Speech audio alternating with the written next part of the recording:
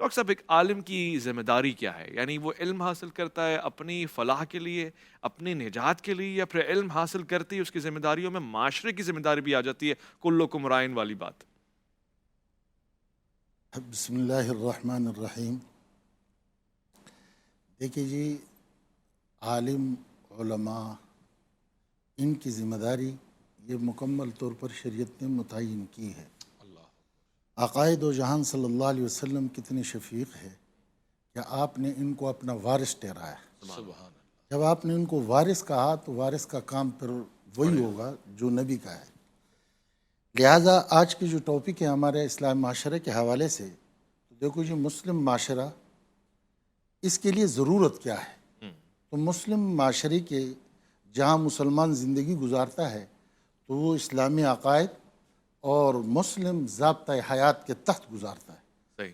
اور مسلم معاشرے کی بنیاد اتباع رسول، اطاعت رسول اور اللہ رب العزت کی فرمانبرداری ہے۔ بے شک۔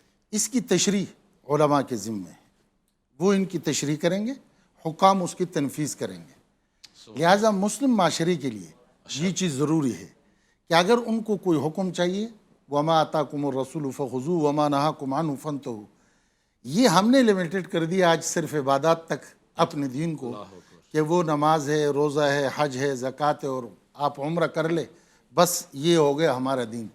حالانکہ وہاں ہمیں حکم یہ دیا ہے کہ آپ کے عقائد، آپ کے عبادات، آپ کے معاملات، آپ کے معاشرت، آپ کے اخلاقیات، یہ پورے کے پورے آقائے دو جہان صلی اللہ علیہ وسلم کے کامل اتباع میں ہوں۔ صحیح۔ اگر معاشرے میں عالم کو آپ ہٹاتے ہیں تو یہ ہمیں کون بتلائے گا؟ لہٰذا صحیح معاشرے کے لیے عالم کی اتنی ضرورت ہے کہ دھڑکتے ہوئے دل سے بھی زیادہ اور آکسیجن سے بھی زیادہ ضرورت ہے۔ اچھا، اتنی زیادہ ضرورت ہے۔ صرف عالم کی یا عالم بالعمل کی؟ عالم بالعمل مراد ہے، عالم ہوتا ہی باعمل ہے۔ عالم تو سارے عالم ایسے ہوتے ہیں؟ نہیں، جو باعمل ہوگا اسی کو عالم کہلایا جائے گا۔ علماء سو کہاں چلے گئے؟ وہی کہہ رہا ہوں، جو عالم باعمل ہوگا جب اس کے اوپر ہم آتے ہیں۔ جی تھوڑا سا آپ ہمارے ساتھ دیں۔ جی۔ اس کے ساتھ اگر آپ دوسری طرف پر اس بات کو ایک اور پہلو پر لے لیں تو ہماری اسٹرکچر دین کا پورا نبوت پر ہے کہ آپ علیہ الصلوۃ والسلام سے اللہ نے حضرت آدم سے لے کر رسول اکرم صلی اللہ علیہ وسلم تک اس طائفہ منصورہ کو جو منتخب فرمایا امت کے لیے، کیوں؟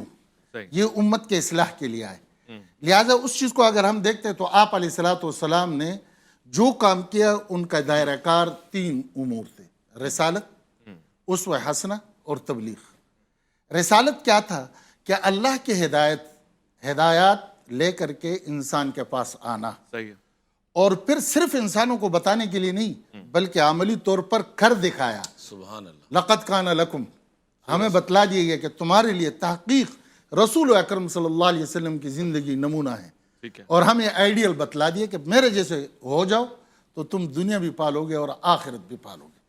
اچھا، اس کے ساتھ پھر اس پر بھی نہیں رہا اور ہمیں وسیلہ بتایا کہ بھائی اس کی تبلیغ کرو، اور تمہاری جو شان ہے، تمہاری جو رفعت ہے، تمہاری جو اکرام ہے، وہ اللہ نے قرآن میں طے کیا ہے، کنتم خیر امت اخرجت للناس، اور بتلا دیا کہ تم ایک بہترین امت ہو۔ یہ اب تمہاری فریضہ ہے کہ تم نکلو، لوگوں کو اچھی باتوں کی تلقین کرو، برے سے ان کو روکو، آپ کی اچھی سوسائٹی اس سے تعمیر ہوگی۔ اور بہترین سوسائٹی جب وہ ہے کہ جس میں جبر نہ ہو، ناانصافی نہ ہو، اس میں عدل ہو، انصاف ہو، ایک دوسرے کے اکرام ہو، ایک دوسرے کے ساتھ مروت کے ساتھ ہم چلے، ایک دوسرے کو سمجھے، ٹھیک ہے، یہ تمام چیزیں ہمیں تب ملے گا کہ آقا کے ان تین اصولوں پر ہم چلے۔ لہذا ہمیں فرمایا کہ اس کے لیے اطیعوا اللہ واطیعوا الرسول، ٹھیک ہے، اللہ اور اللہ کے رسول کی اطاعت کو ہم پر فرض قرار دیا گیا۔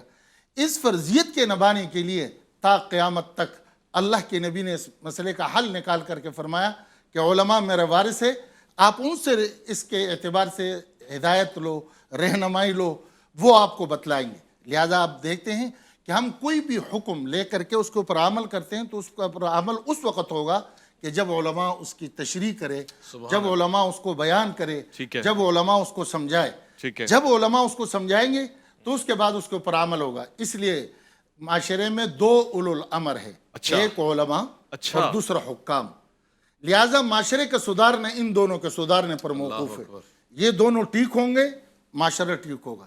اگر انہوں نے تھوڑا سا سقم اور تھوڑا سا وہ ٹھیک ہے تو اس کے اعتبار سے پھر یہاں بھی وہ کمزوریاں آئیں گی. ٹھیک ہے اس لیے رسول اللہ صلی اللہ علیہ وسلم نے ہمیں اصلاح کے اعتبار سے جو تعلیمات دی, قرآن نے بھی ہمیں حکم دیا کہ تم آپس میں بھائی ہو, اور اگر ایک تم میں سے آپس میں کوئی لڑائی ہو جائے تو تم ان کا صلح کرو. ٹھیک ہے آپ علیہ الصلوۃ والسلام نے اس صلح کو اپنے مسجد کے اعتکاف سے افضل قرار دیا. اللہ اکبر. اور جی. پھر اس کے ساتھ آگے یہ ہے کہ حضرت عبد الرحمن ابن ابزہ رضی اللہ تعالیٰ عنہ کی روایت ہے, اور وہ فرماتے ہیں کہ آقا دو جہان صلی اللہ علیہ وسلم نے فرمایا کہ وہ ان لوگوں کو کیا ہوا کہ وہ ان کے قریب میں موجود لوگوں سے علم نہیں سیکھتے ہیں, صحیح دانش نہیں سیکھتے ہیں, اور پھر اپنی زندگی طرز زندگی نہیں سیکھتے. صحیح اور دوسری طرف پر فرمایا کہ ان لوگوں کو کیا ہوا کہ وہ اپنے پڑوسیوں کو علم اور دانش نہیں سکھاتے سبحان اللہ. اور ان کو احکامات نہیں سکھاتے ہیں. صحیح